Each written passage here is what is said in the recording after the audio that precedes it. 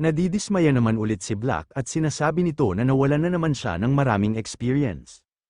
Ito ay isang kawalan ng isang ilusyonista, dahil nawawala ng karanasan sa tuwing sila ay gumagawa at nawawala ng mga ilusyon. Anyways, hindi yan ang pinakamalaking problema sa ngayon. Kailangan niya asikasuhin si Irene bago may mangyari sa kapatid niya.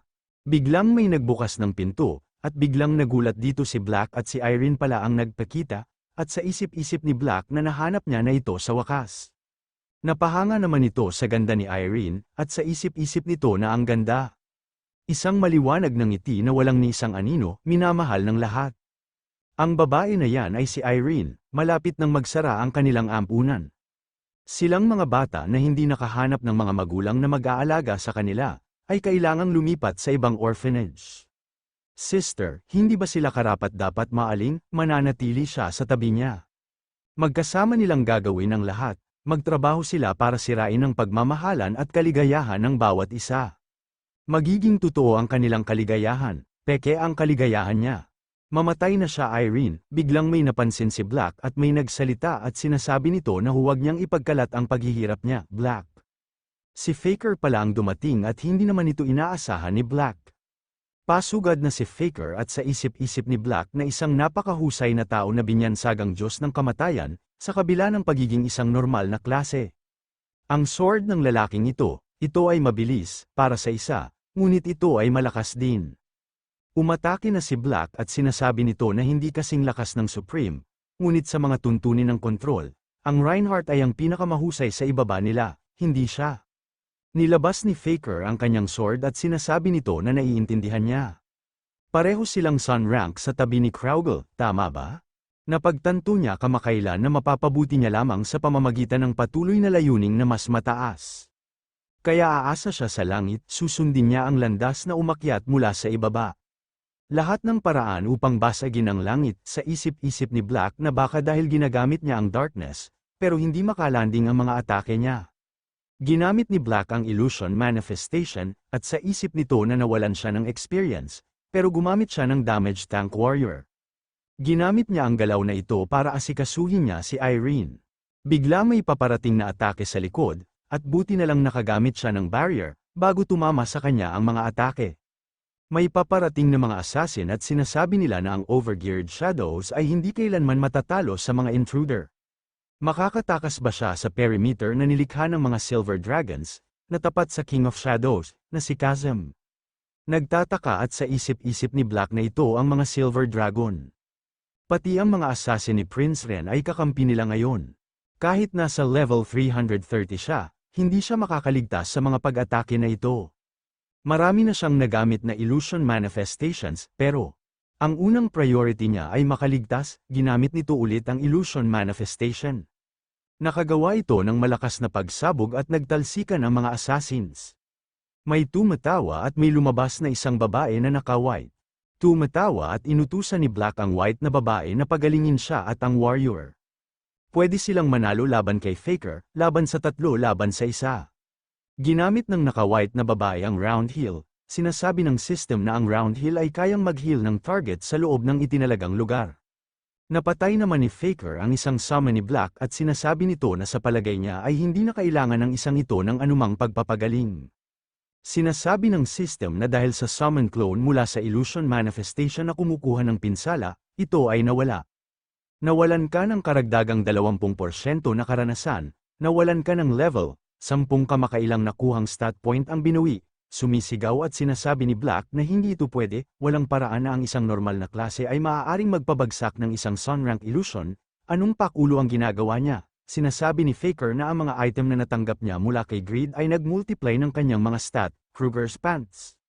Rank, Legendary, Set, Agility plus 10%, Jump plus 30%. Sa isip-isip ni Faker na mas maraming oras ang ginugol niya sa panunood ng kanyang mga kasamahan sa koponan na nakatalikod sa anino, kaysa sa mga hunting ground. Malaki ang agwat sa pagitan nila ni Belial, ngunit hindi niya akalain na kung paano ito magbibigay ng resulta kung lalaban siya ng mag-isa. Pupunta na lang siya sa top mula ngayon, tungo sa ibang alamat, na isinulat ng isang regular na normal class. Nabigla at nang laki naman ang mga mata ni White, sa lumabas na notification sa kanya. na nagsasabi na ang party member na si Black ay namatay na.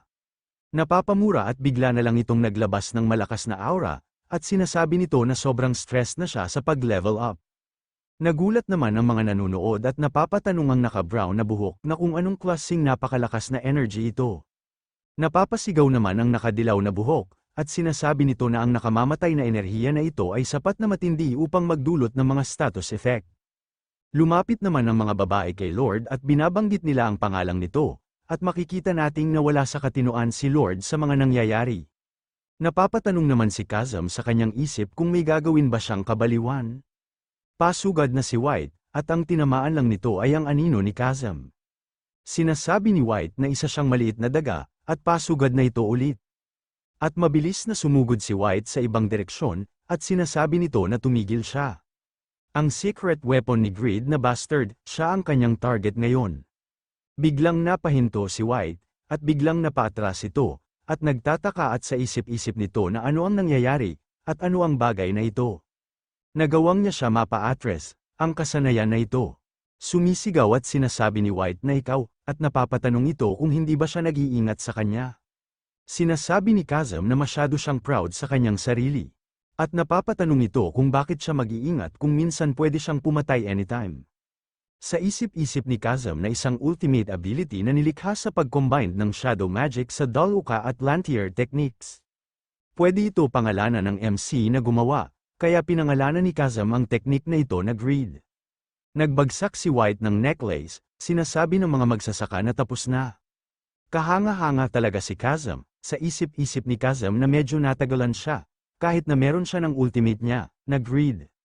Kung hanggang dito na lang ang pag-unlad ng mga immortal, ang mga solo number knight ng Saharan, ang pinakamalakas sa bansa, ay mas lumakas din. Lahat sila ay malalakas na individual na sinadya upang palitan si Piaro. Lahat sila ay madaling nahihigitan siya, ang mga numero 1 hanggang 7 ay maaari pang magpabagsak ng isang bansa ng madali. Para protektahan ang Panginoon niya habang lumalaki siya, kailangan niyang maging malakas. Sa wakas ay oras na para subukan ang kanyang 4th advancement, na ipinagpaliban niya dahil ito ay masyadong mahirap. Hinawakan ni Lord si Kazam at tinatanong nito kung ano ang kanyang tinitignan, Master. At tinatanong nito kung yan ba ang nahulog ng babae. Sinasabi ni Kazam na maganda ang ginawa niya, bibigyan niya siya ng artifact na nagpapabilis ng iyong casting time bilang gantimpala sa pag-aaral ng mabuti. Mabuti ang ginawa niya, sinasabi ni Lord na hindi. Tinalo niya yung masamang babae kaya sayo ito, hinawakan ni Kazam ang ulo ni Lord at sinasabi nito na ang munting bata na tulad niya ay dapat tumanggap ng mga regalo kapag ibinigay. Nagtataka pa dito si Lord at sinasabi nito na talaga. Pagkatapos ay ibibigay niya ito kay Papa na ang iyong proteksyon ay makakarating din sa kanya. Sa isip-isip ni Kazam na hindi siya katulad ng ibang bata. Siguro dahil busy siya kaya siguro hindi pa siya nakakatanggap ng maayos na birthday gift. Napahawak naman si Lord sa kamay ni Kazam at napangiti, at sinasabi nito na masaya siya dahil ang kanyang kamay ay parang sa kanyang papa. Sa isip-isip ni Kazam na kung hindi natalo ang mga Nero sa Empire. May anak din ba siya na kasing edad niya? Tinaas ni Kazam ang kanyang kamay at sinasabi nito na ganoon ba? Sa isip-isip ni Kazam na ngunit sa sobrang dami ng dugo sa kanyang mga kamay, wala siyang karapatang mangarap ng ganoong kaligayahan. Nahihilo na si Lord at sinasabi nito na Master, baliktad ang mundo. At sa isip pa nito na pero ayoko na magising, mula sa panaginip na ito.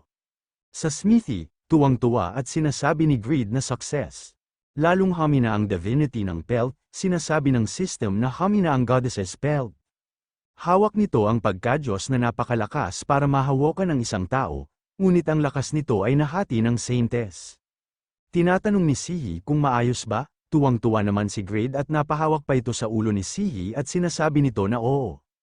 Good job Sihi, nakalahati din ang kapangyarihan ng spear, pero kahit papaano ay sasakupan niya yan ng skills niya. Sa isip-isip ni Greed na tama ang hula niya na makakatulong ang bagong title ni Sihi na supulan ang kabanalan ng Pelt.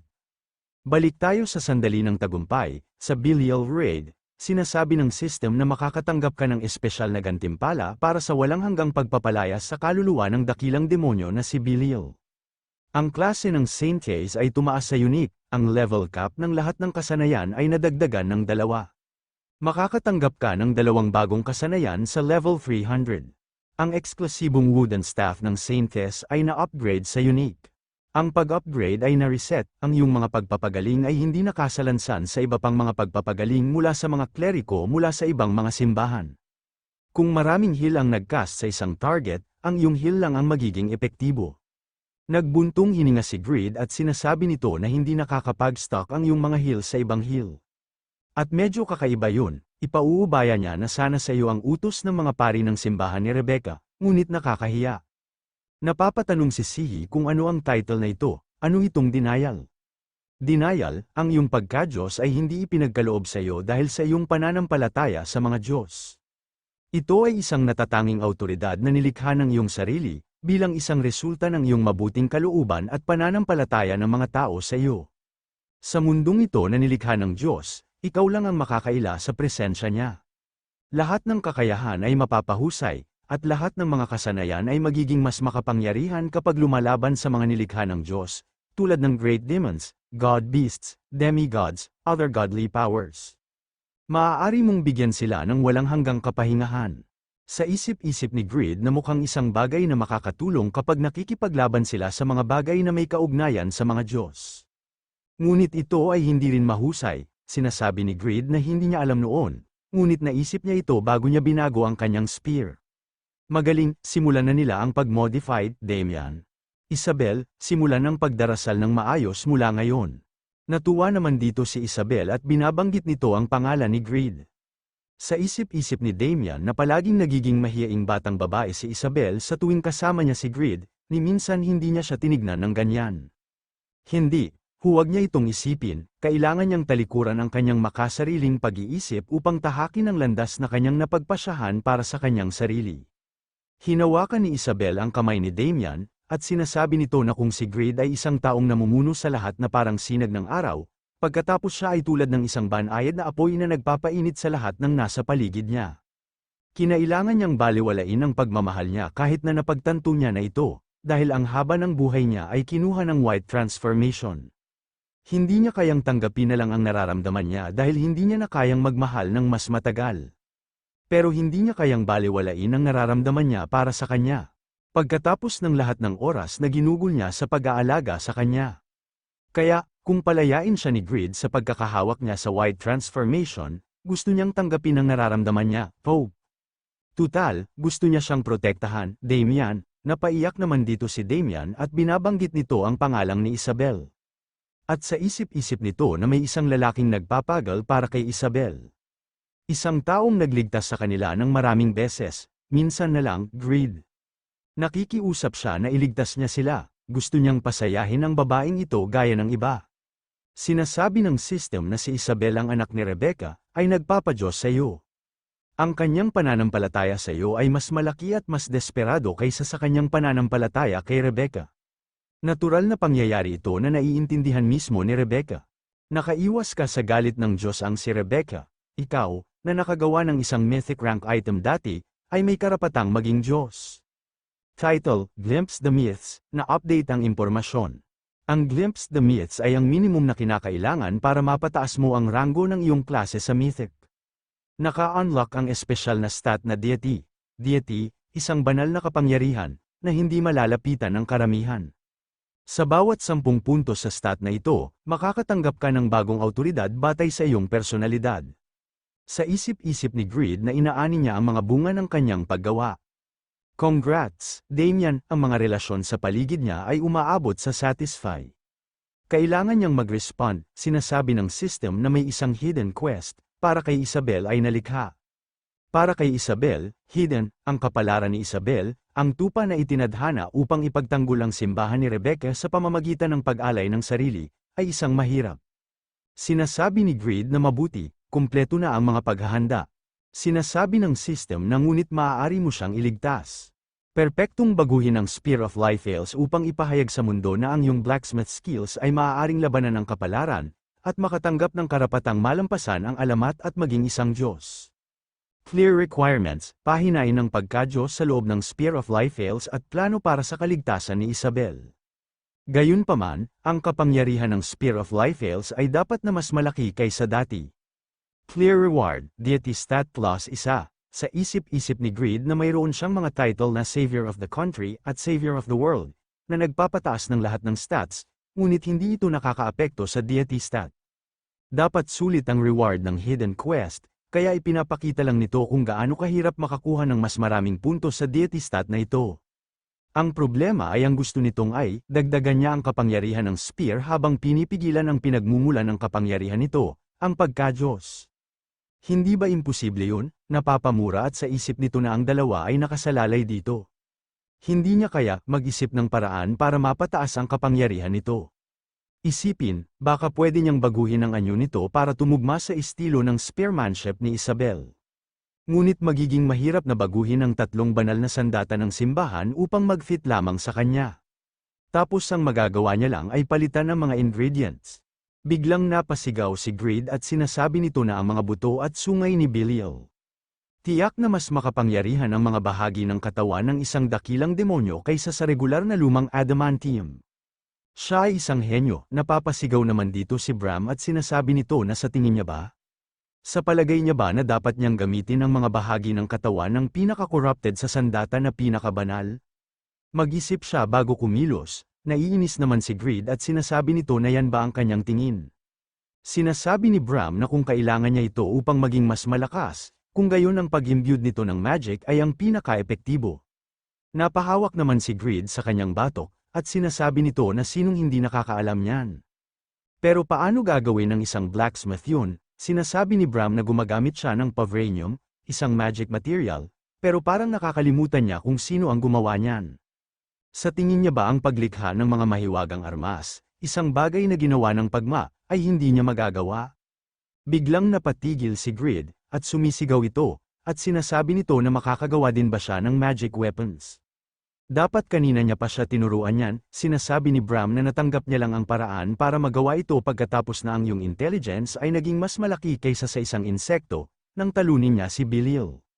Sinasabi ng system na ang Savior of the World ay isang bayani na nagtanggol sa mundo mula sa dakilang demonyo na si Belial. Ang mga minstrels ng mundo ay umaawit ng mga kwento ng katapangan. Ang mga minstrels ng mundo ay umaawit ng mga kwento ng iyong katapangan. Lahat ng stats ay madadagdagan ng 200, nakatanggap ka ng isang hidden piece ng Pagma Descendant, isang bound skill. Maaari ka makatanggap ng magic weapon creation sa pamamagitan ng pag-clear ng quests. Napapamura at sinasabi ni Greed na purihin ang title na Savior of the World. Sinasabi ng system na may bagong quest ang nabuo. Train Crafting Methods, SSS, noong nakaraan, ang legendary blacksmith na si Pagma ay nakatanggap ng tulong ni Bram upang lumikha ng isang unique magic weapon style. Dapat matuto ka rin gumawa ng magic weapon sa tulong ni Bram. Clear requirements, gawin mo ang kailangan ni Bram sa iyo. Clear rewards, alamin ang magic weapon creation level 1. Sa isip-isip ni Greed na maraming pabor talaga ang ginawa ni Bram para kay Pagma. Ang pagtataksil ng kanyang nag-iisang kaibigan dahil sa pagiging isang demonyo ay talagang nakakagulat. Tinatanong ni Greed si Bram kung bakit siya gusto nito. Namula naman dito si Bram at nauutal na tinatanong nito kung sino ang nagsabi sa kanya na gusto niya siya. At sa isip ni Bram na pero, hindi niya actually alam. Ang taong ito ay pinahahalagahan ng bawat tao sa paligid niya. Gamit ang mahalagang kasanayang ito upang iligtas ang isang batang babae. Isang bagay na hindi gagawin ni Pagma, oo, ang side niyang ito ang humahatak sa akin sa kanya. Hindi niya alam kung bakit patuloy na humihina ang puso niya. Nagsimula ang lahat nung nagsimula si Mumed bilang apprentice. Naiinggit siya kay Mumed, pero nang maglakbay sila kung saan-saan para ayusin ang kanyang sakit. Pinutol naman ni Greed ang iniisip ni Bram at tinatanong nito kung bakit tulala siya, at batid nito na turuan niya na siya. Sinasabi ni Bram na ayos lang siya. Sige, magsimula sa pagpapanday ng metal, at sa isip nito na anuman ang mangyari, huli na para maging masama. Ikaw at ako, nakangiting sinasabi ni Bram na gayunpaman, hahampasin niya ang metal hindi gamit ang martilyo, ngunit gamit ang mga magic missiles. Magsimula sila sa 10,000, ito ay magiging medyo mahirap.